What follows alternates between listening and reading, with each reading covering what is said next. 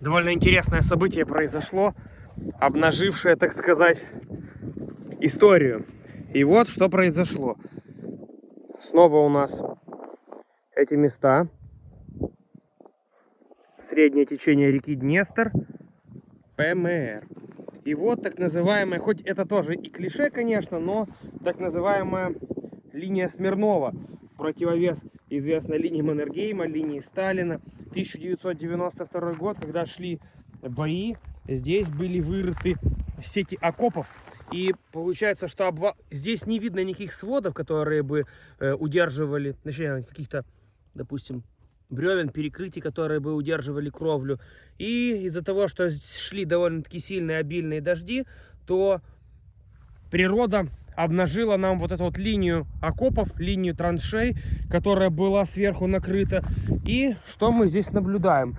Мы наблюдаем здесь вот такие вот коммуникации, которые шли вдоль высокого берега реки Днестр, с которой также открывается довольно обширный вид. И вот здесь у нас получается вот такого рода окопы. Естественно, в них туда внутрь никоим образом не пробраться, не пролезть по одной простой причине. Вот здесь также можно наблюдать этот окоп. Либо все прогнило, либо каких-то деревянных перекрытий, которые бы удерживали кровлю, не наблюдается. Они достаточно узкие уже, эти тоннели, траншеи, но однако же понятно, из-за чего это происходит. Из-за того, что вышестоящие слои грунта начинают немножко наседать, и из-за этого все это дело уплотняется и схлопывается. И также, помимо этих окопов, которые были установлены, скорее всего, в две линии, то есть, однако, эта коммуникация вот подземная, и вот сейчас я по ней прямо иду, то есть, возможно, еще и провалиться. И вот такие вот бетонные колпаки, которые, судя по всему, делались на одном из заводов железобетонных изделий. Посредством древесины и опалубки устанавливались вот такие вот бойницы. И, наверное, это было предназначено лишь только для автоматического оружия. Вот такой колпак. Эти колпаки то здесь, то там виднеются аж до того железобетонного сооружения, о котором я рассказывал в предыдущем видео. И вот они, опять же, фрагменты практически заросшего вот этого окопа. Здесь мы наблюдаем только едва видную такую выемку, едва заметную.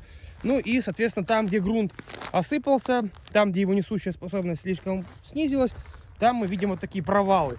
И эти провалы, зияющие пустоты, дыры, ведут нас в этот вот потайной мир, в который даже самый тощий, самый худой человек, ну, едва ли протиснется. Здесь можно было бы, конечно, подиггерить, полазить, так сказать, но из-за того, что здесь глина, такая глинистая почва, очень легко задохнуться. Тебя завалит, и, в общем-то, для дыхания никакой возможности не будет. Вот такая коммуникация, и за 30 лет произошла, ну, 33 года произошла абсолютная деградация этого комплекса сооружений. Ну и, наверное, хорошо, что, в принципе, по назначению, это была только такая устрашающая линия, по назначению она едва ли была использована. Итак, сегодня мы дегустируем еще, помимо наших приключений здесь с окопами и так далее, 30-летней давности, меню номер 20.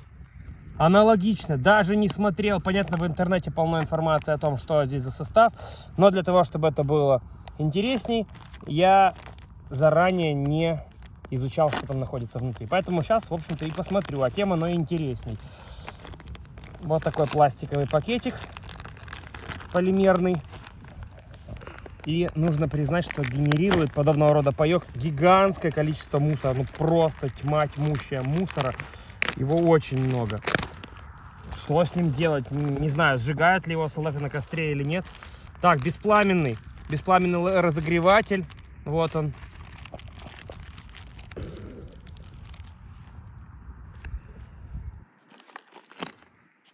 Так, первое, что попадается. Это может быть даже не основное блюдо, ничего. Мы не знаем, основное это или не основное. Это просто пакеты, которые попадают нам на пути.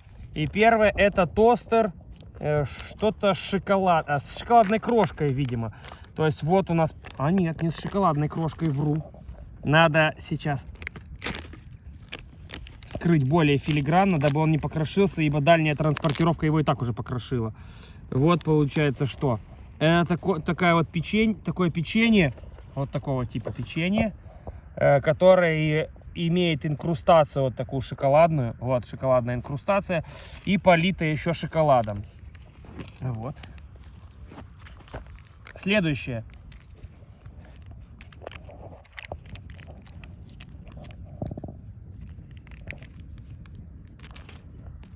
Плавленый сыр.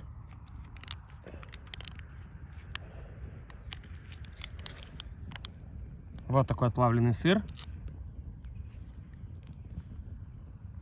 И в отличие от, что может показаться вообще, да, учитывая, что это все-таки рацион МРЕ, и здесь все продукты жутко, как они называют, сублимированы, консервированы. Приятно очень пахнет, реально очень приятно. Далее снова напиток. Напиток оранж, то есть это будет у нас апельсиновый напиток. По опыту там одного из предыдущих сухпайков, помнится, оно было вкусное. Smoked almonds. Так. Здесь вакуумированная пленочка. Сразу вакуум пропал, и небольшой пшик приоткрывает для нас завесу тайны. А за этой завесой скрыты вот такие вот орешки. Это, наверное, жутко соленые орешки. Похоже на миндаль. Да, это и есть миндаль, собственно, вот. Это миндаль, миндальные орешки, которые, однако же, на запах соленые, они соленые. Это вот получается третий пакет. Так, следующее что? Cranberries. Прямо аж интересно, что это такое. Даже очень. Ох ты ж. Вот такие вот ягоды. Сушеные ягоды вот такого характера. Вот они.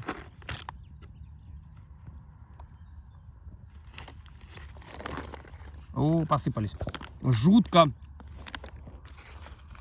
переслащенные ягоды.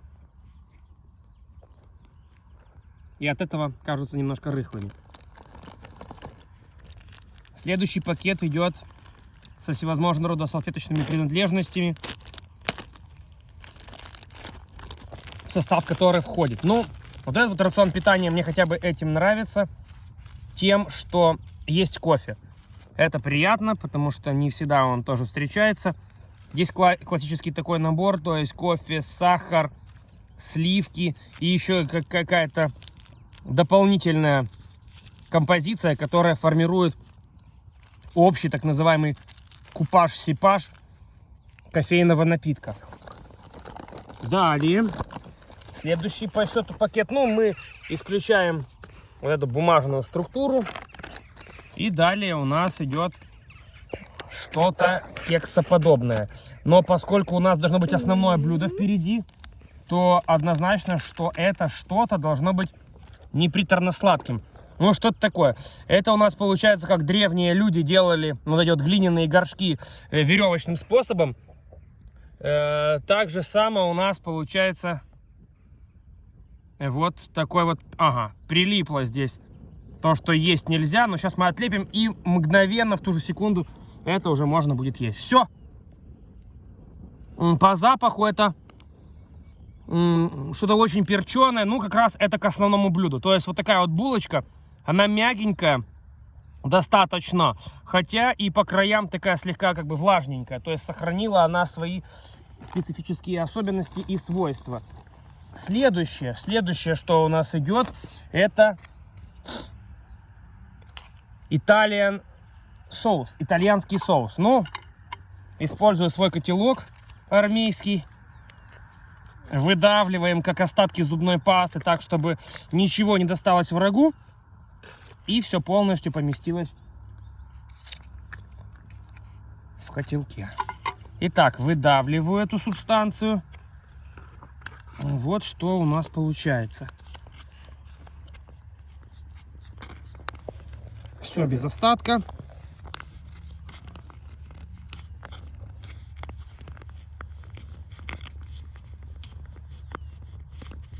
Вот такой получается соус.